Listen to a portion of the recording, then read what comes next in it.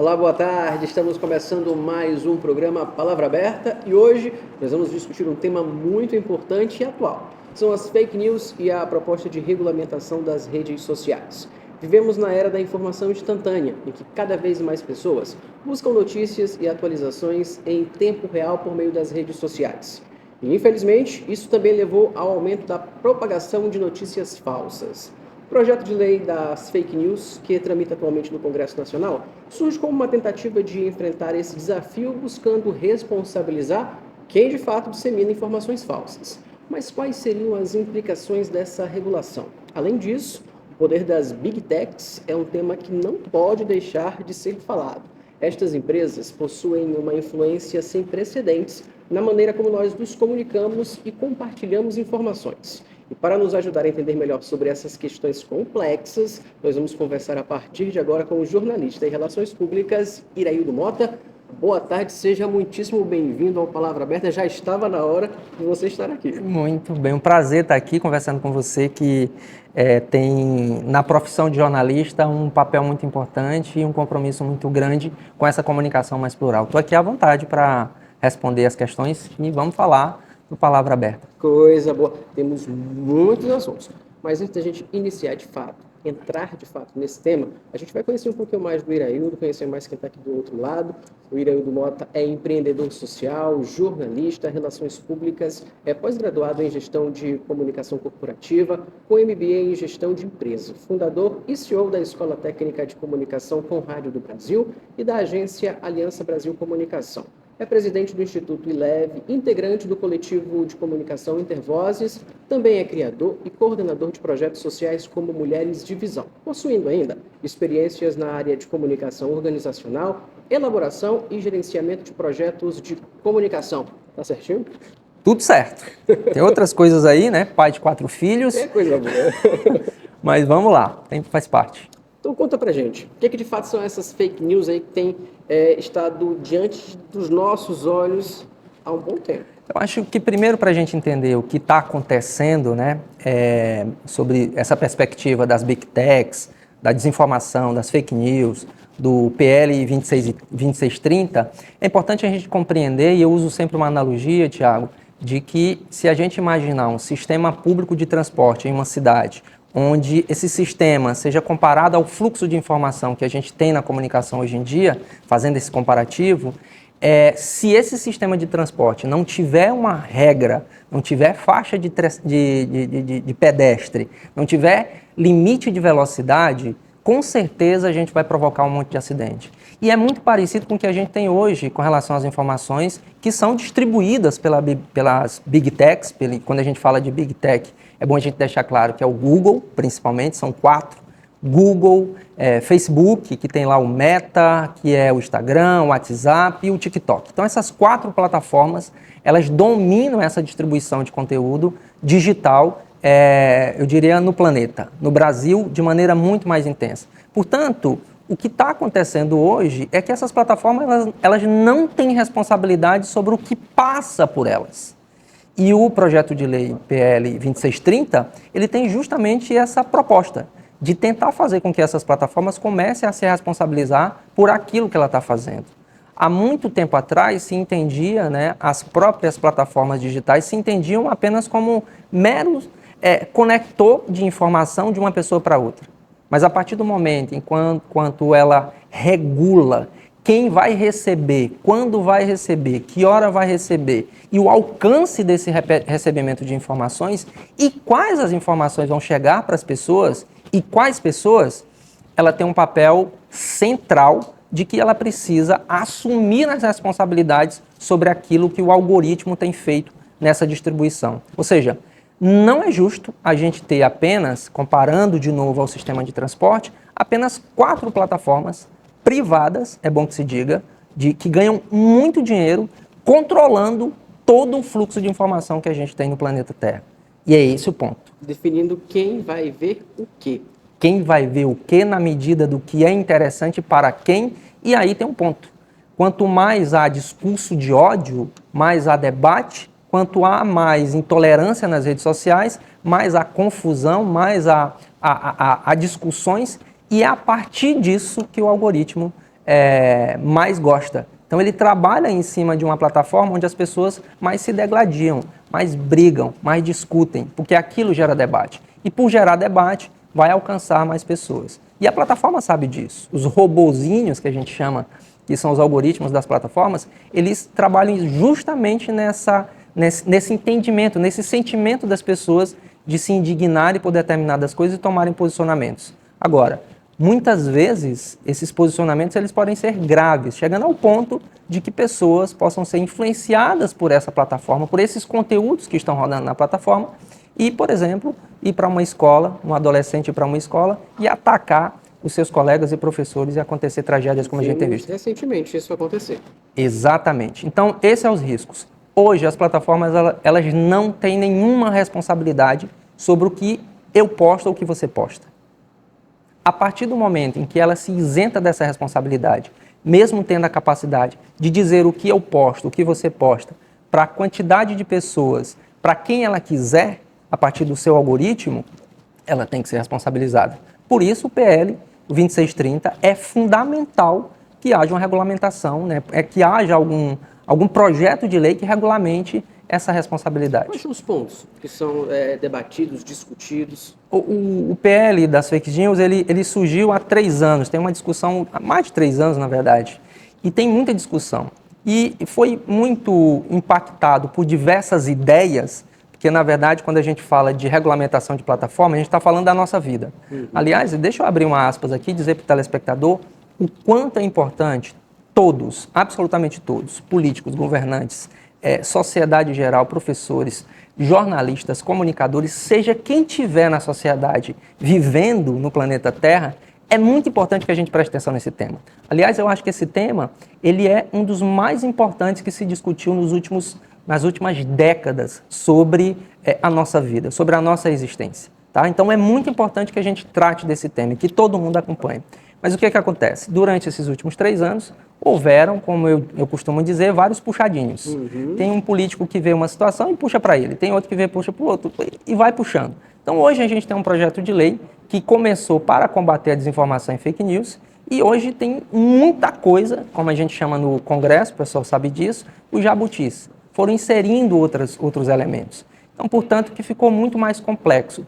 Mas ele foi impulsionado, essa discussão do PL, principalmente pelos atos que aconteceram no Congresso recentemente, em 8 de janeiro, que começaram a instigar um pouco mais a população com relação ao que foi feito a partir das plataformas, da falta de transparência das plataformas e do uso dessas informações distribuindo para as pessoas que estavam ali suscetíveis com uma ideia de um lado ou de outro.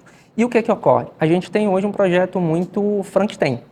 Tem várias coisas lá que são bem complexas. Uma delas é a remuneração para jornalistas. E remunerar jornalista não é uma coisa tão simples como parece. Jornalista ser remunerado pelas plataformas do jeito que está posto no PL gera... Calma, quer dizer, para que não cause nenhuma dúvida para quem está acompanhando a palavra agora. A proposta é que jornalistas sejam remunerados pela plataforma. Isso é uma das propostas. Como eu te disse, foram juntando ideias e colocando no papel.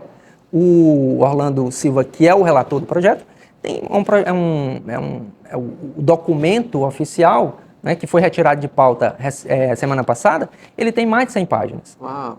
Né, mais de 100 páginas. E foram deputados colocando determinadas situações.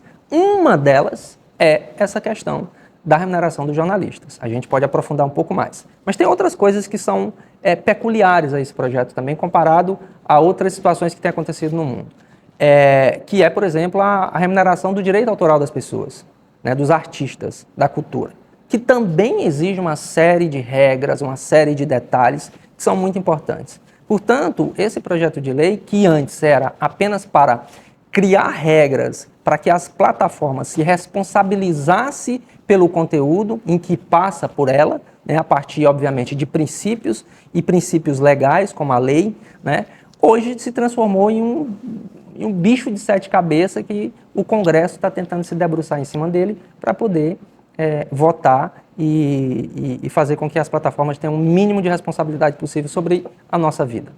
E atualmente, como é que tem sido tratado tudo isso? Não há uma regulamentação? Há uma regulamentação mais limitada? O que tem acontecido? As plataformas elas não se responsabilizam, como eu disse, sobre o que você posta, sobre o que eu posto. Elas se dizem isenta. A responsabilidade é sua, a minha. Tanto eu e você postar alguma coisa, ela diz o seguinte: não, a responsabilidade é sua, foi você que postou. E aí é que está o ponto.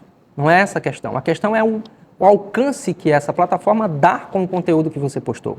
Se esse seu conteúdo é verdade ou mentira ou desinformação, e ele dá um alcance maior diante da perspectiva do trabalho do algoritmo, e como eu disse, o algoritmo ele trabalha muito nessa questão do debate para propagar mais informação e chegar a mais pessoas, a plataforma se isenta disso. E se esse conteúdo for algo ruim para as pessoas, se esse conteúdo que alguém poste for ruim para as pessoas, pode gerar uma série de situações, como, por exemplo, as escolas serem invadidas por adolescentes, matando outros adolescentes. Ou discutirem que não é bom vacinar. Ou falarem sobre, ainda mais sobre a polarização política com determinados vieses, enfim. Exatamente. Então, é por isso que é urgente. É urgente a gente pensar no processo de regulamentação da plataforma. O PL, ele tem essa perspectiva, tem essa expectativa e, de novo, ele se construiu diante de várias discussões, a tal ponto de virar, como eu disse, um monte de informações e um monte de temáticas, né? E aí tem várias situações que são muito peculiares, que a gente precisa colocar uma lupa de maneira muito precisa para poder definir se aquilo é bom ou ruim. É por isso que tem essa completa polarização de uns acreditarem bastante que esse é o caminho e outros condenarem, até falando da liberdade de expressão? Acho que se confunde muito essa questão da liberdade de expressão. Quando se posta alguma coisa, quando se faz alguma coisa, ou quando se fala alguma coisa que vá ferir as outras pessoas, Thiago, a gente não pode entender isso como liberdade de expressão. Isso é crime. Né? Então, não é a liberdade pela liberdade. Eu até costumo usar o exemplo de existe uma liberdade de expressão que é a liberal e existe uma liberdade de expressão que seria a republicana. A liberal é que tudo pode. E essa liberal ela está a partir do indivíduo. O indivíduo pode dizer o que ele quiser. Mas a republicana, ela prevê preceitos. Ela prevê que eu vivo em sociedade. E nem tudo o que eu digo é realmente importante ou que talvez o que eu diga pode prejudicar a vida das outras pessoas. Portanto, há essa confusão aí no meio.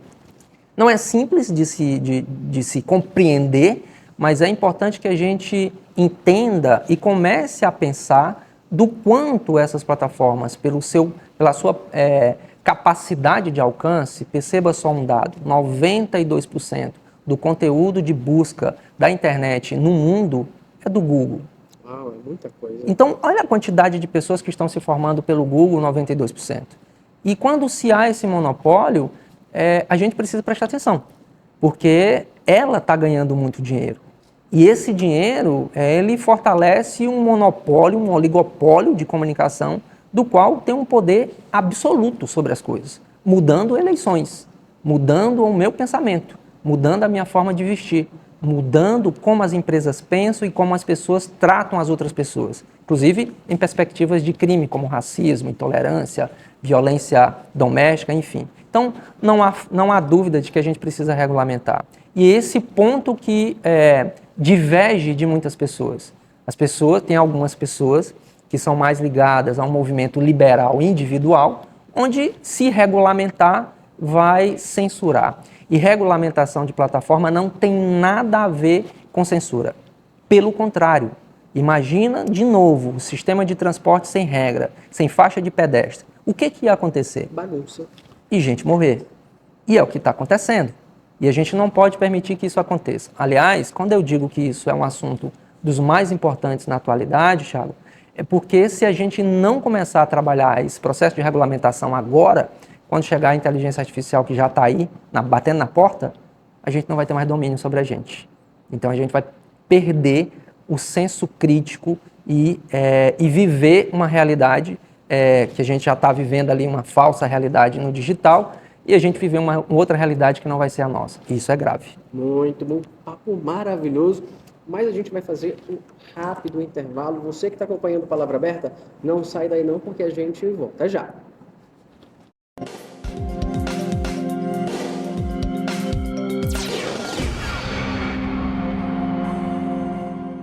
Nós já estamos de volta com o programa Palavra Aberta e claro que vamos continuar conversando com o jornalista Iraildo Mota sobre fake news e a regulação das redes sociais.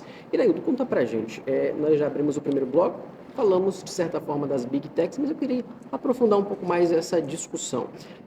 Foi ventilado em alguns sites, algumas redes sociais, que havia um aspecto contrário delas o projeto de lei, fazendo com que algumas notícias dos aspectos contrários se sobrepôssem à questão do aspecto favorável. Como é que fica essa relação? Não é simples, mas é plenamente, vamos dizer, compreensivo de que pessoas que viviam usando da plataforma para disseminar algumas informações a partir de ideologias próprias, de pensamentos próprios, dos quais muitas vezes não estavam fundamentados na realidade, ou na verdade, ou nos fatos em si, eles não queiram uma regulação. Fato. Então, o que é que eu vou mexer nisso, se está dando certo para mim? Se eu estou conseguindo dizer o que eu quero? E lutem o lucro. E lutem, e as plataformas lucram com isso. Porque quanto mais polêmica nas redes sociais, mais o algoritmo vai gostar, mais as pessoas também vão debater aquilo ali. E a plataforma, sem nenhuma responsabilidade com relação a esse conteúdo que está posto, porque não tem, ela fica ali apenas lucrando. E quando isso é injetado dinheiro, né, quando é colocado dinheiro para disseminar esses pensamentos que nem sempre estão pautados nos fatos ou na realidade, a plataforma ganha mais ainda. Ela ganha duplamente. E fica ali, de braços cruzados, olhando o tempo passar, olhando as pessoas fazerem essa confusão toda na nossa vida e ganhando dinheiro. Então, esse é um ponto importante. Por isso que o PL, ele tem 3 pontos que eu acho que são fundamentais, que ele cobra de que as plataformas comecem a se posicionar num aspecto legal. O primeiro delas é fazer com que essas plataformas se responsabilizem, no mínimo, pelo conteúdo criminoso que ela ajuda a distribuir. É mais do que justo. Sim. Você concorda comigo? A instituição, a empresa, né, que é uma empresa privada, as Big Techs, elas estão ganhando dinheiro. É mais do que justo de que ela se responsabilize pelo aquele conteúdo que está lá. Então, acho que a primeira coisa que o PL traz de maneira muito clara e muito importante para todos nós é que ela se responsabilize por esses conteúdos impulsionados, principalmente. E impulsionado, para quem não sabe, é quando eu coloco dinheiro para aquele meu post e para mais pessoas, ela seja criminalizada ou seja responsabilizada, melhor dizendo. A outra questão, Thiago, que eu acho que é fundamental também, é que o PL, ele cria um dispositivo legal, onde haja um protocolo de segurança. A gente, vez por outra, vê aí temas que são muito sensíveis, né? As crianças invadindo escolas, como a gente já repetiu aqui algumas vezes, enfim, cometendo barbárie. Então, quando tiver algum tipo de situação onde enseje um cuidado maior da sociedade, né, a respeito daquela temática, a PL, ela prevê que as autoridades mande uma carta, mande um comunicado, que é um protocolo de segurança dizendo o seguinte: olha, tomem cuidado, porque esse assunto ele pode implicar em diversas situações.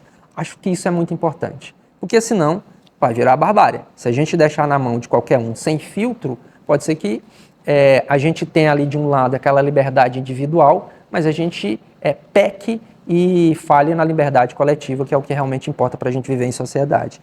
E por último, e eu acho isso fundamental, né, entre tantas coisas que o PL propõe, é justamente sistematicamente publicar um relatório sobre a mudança do seu algoritmo. Como é que esse algoritmo está fazendo e quais foram as mudanças que ele fez? Porque o algoritmo é aquele robozinho que propaga as nossas informações, os nossos posts, que faz com que o alcance chegue em mais pessoas, ele constantemente é mudado. E a gente não sabe como é que é essas mudanças. A gente recebe um relatório qualquer, como outra pessoa recebe, mas a gente não sabe quais são os riscos dessa mudança. E aquele aceito do termo de quando você entra na plataforma é extremamente perigoso, né? Exatamente. Então, se você hoje não está dentro das plataformas, você está fora de várias coisas. Do seu negócio, da sua profissão, não é? Enfim, tem uma série de questões que envolve a necessidade hoje de a gente estar na plataforma. A gente tem dito muito que as plataformas, as redes sociais, elas são tão importantes de um jeito na nossa vida hoje que a gente precisa regulamentar. Ela tem que ser como se fosse, aí é uma defesa minha, pessoal, de que seja como se fosse uma estatal. Não é que estatal para controlar, mas que ela tivesse ali um mínimo de responsabilidade da qual a minha vida tivesse mais segurança naquilo em que eu escuto, naquilo que eu distribuo também. E que os filtros foram mais claros. Hoje, os filtros que a gente tem com relação à distribuição de conteúdo na plataforma é totalmente da plataforma, de 4 plataformas. Isso é muito poder. Isso pode explodir a qualquer momento. E o que o país está fazendo hoje, o Brasil está fazendo hoje, assim como a Austrália já fez, assim como o Canadá, os Estados Unidos também está nesse processo, enfim, a Europa, vários países. Então não é nada isolado aqui, né? Exatamente. É justamente tentar minimizar esses impactos negativos para as pessoas. Porque uma coisa é você me dizer o seguinte, olha, eu posto o que eu quiser na hora que eu quiser, eu assisto o que eu quiser na hora que eu quiser. Não é bem assim. Você e eu talvez tenhamos esse esclarecimento. Mas uma outra pessoa, um adolescente que está passando por uma fase difícil, que começa a receber conteúdos sistemáticos de depressão, essa criança pode fazer algo inesperado. E é sobre esse aspecto que a gente precisa avaliar também. Que não é só uma ferramenta neutra. Pelo contrário, as ferramentas hoje em dia, as Big Techs, elas não são mais neutras do ponto de vista de posicionamento. Elas dizem o que a gente pensa ou o que a gente quer. E, Tiago, é assustador. As ferramentas conhecem muito mais eu e você, conhecem muito mais a gente do que a gente mesmo. Entende? Então, é por isso que é fundamental a gente regulamentar. E, de novo, esses 3 pontos são fundamentais, eu acho que são cruciais para que haja uma aprovação dessa PL. Mesmo do jeito que está, que não é o melhor texto do mundo. Mas o primeiro é esse próprio protocolo de segurança. Tem assuntos, tem temas, tem momentos complicados nos países. Por isso a gente precisa de um gatilho para poder, pelo menos, pensar o que vai acontecer. Segundo, que haja uma responsabilidade das plataformas. Não é pedir demais. Afinal de contas, elas ganham muito dinheiro. Ganham muito dinheiro. E a outra questão é de que esses relatórios tragam mais transparência para que a gente entenda o que essa plataforma está fazendo com a minha vida, com a sua vida. Afinal de contas, não é sobre o meu posto, é sobre o seu. É sobre a nossa vida. É sobre a vida dos nossos filhos que estão no colégio. É sobre a vida de um trabalhador que está na redação de um jornal ou de um advogado. É sobre isso, é sobre a nossa vida em sociedade. Se a gente não tem atenção sobre esse aspecto do poder dessa plataforma em nossa vida, a gente pode perder o controle. Quero retomar um tópico lá do nosso primeiro bloco, que você trouxe a questão do pagamento ao jornalista. Eu queria entender como isso não se confunde com lobby. Pois esse é um ponto que, pessoalmente, acho que tem que ser separado do PL, né? Orlando Silva, que é o deputado relator da PL, da 2630, ele, esse final de semana, inclusive, disse que é muito tendencioso a tirar da PL a remuneração de conteúdo jornalístico e tem vários motivos. O motivo principal, né, que eu defendo é por conta da importância que o jornalismo tem. Quando tudo, absolutamente tudo, passa pelo jornalismo ou deixa de passar pelo jornalismo, a gente tem uma sociedade com um resultado positivo cultural de desenvolvimento, ou a gente tem um outro tipo de resultado com um desenvolvimento cultural, social das pessoas. Portanto, o jornalismo, para mim, ele é algo extremamente importante, significativo e relevante para a sociedade. Se não passar pelo filtro do jornalista, acabou tudo, porque aí fica num processo de banalização. Mas qual é o outro ponto? O outro ponto é que a forma como está prevista a remuneração para comunicadores, para os jornalistas dentro do PL, ela é muito pueril, é muito superficial. Ela não diz, por exemplo, que ela diz categoricamente que o que vai ser remunerado são os veículos de comunicação, os meios de comunicação que tiverem mais de 2 anos e que produzem jornalismo de uma maneira constante. Portanto, imagina só, eu sou jornalista, você é jornalista, estamos numa redação. O veículo de comunicação, a partir de agora, vai ser remunerado pelas plataformas, pelo Google, Facebook, enfim. E o que acontece? Esse dinheiro, em primeira instância, ele não vai para mim e para você, ele vai para o veículo de comunicação. E aí tem um outro ponto, que é a concentração de poder midiático dessas empresas de comunicação. Né? Assim como na Austrália, e foi assim que houve essa discussão, se beneficiaram mais os grandes veículos de comunicação. E nem sempre, lá na Austrália e em outros lugares, esse dinheiro caiu na conta do jornalista. Portanto, o processo como está posto, quer dizer, o texto como está posto dentro dessa fake news, ele não vai contemplar diretamente esse comunicador, esse jornalista que está na redação. E aí há outros cuidados. Não é, fico me perguntando sempre, será que se a gente pagar melhor os jornalistas a gente vai ter a abolição das fake news, da desinformação? Não. Porque talvez a raiz desse processo de desinformação, inclusive do próprio jornalismo mais superficial, ele não está diretamente ligado só ao salário. Ele está ligado ao desenvolvimento profissional de cada um, à capacitação de cada um desses profissionais, a sensibilidade humana conectada com aquilo que ele realmente precisa dar enquanto profissional. E, sobretudo, a ideia de ética, né? Exatamente, claro, usando toda essa plataforma que a gente tem e precisa utilizar como uma operação, como uma ferramenta diária, que é a ética. Portanto, remunerar jornalista não significa que a gente vai ter menos desinformação. E que esse dinheiro, na consequência, acho que não vai direto para os comunicadores. Portanto, penso eu que seria mais interessante a gente tirar do PL e discutir isso de forma separada, pela importância que tem o assunto. Mas também cabe a mim, a quem está acompanhando de casa, esse acompanhamento, essa vigilância constante de entender o que é uma notícia verdadeira, o que é uma notícia falsa. Como é que dá para entender de fato? Assim, para a gente que trabalha com comunicação é mais simples, mas para quem está em casa? Eu acho que a primeira coisa é, para nós jornalistas, a gente é sempre cético, né? Desconfie. Tudo. Desconfie de tudo, né? Mas para um cidadão comum, para uma pessoa comum que está agora recebendo uma notícia no WhatsApp, desconfie do título. Se ele for muito escandaloso, né? Se ele for muito chamativo, cheque. Vá em outros lugares, outras fontes e tente tomar isso como, pô, peraí, isso aqui não é tudo verdade. Tá? Porque hoje as plataformas têm essa facilidade de entregar para você, inclusive, conteúdos que não são baseados nos fatos e na verdade. Portanto, acho que a primeira coisa é o senso comum, desconfie. Da importância também das agências de checagem, né? Sem dúvida. As agências de checagem, por incrível que pareça, né, nós jornalistas temos isso como princípio de checar tudo, mas as agências de checagem surgiram como algo extremamente novo.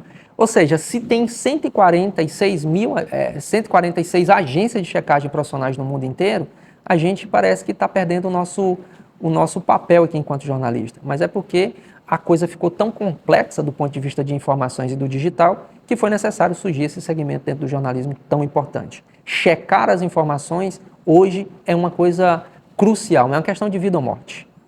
O que deveria ser natural. Exatamente. Iraildo, muitíssimo obrigado pela sua contribuição no programa de hoje. Foi uma verdadeira aula, viu? Amém. Que bom. Eu fico muito feliz e estou sempre à disposição e eu acho que continuem vigilantes com relação a esse tema, porque ele, assim como a água que a gente bebe, como o ar que a gente respira, ele vai influenciar na vida absolutamente de todos nós. Portanto, é importante que a gente fique atento a esses próximos passos do PL 2630.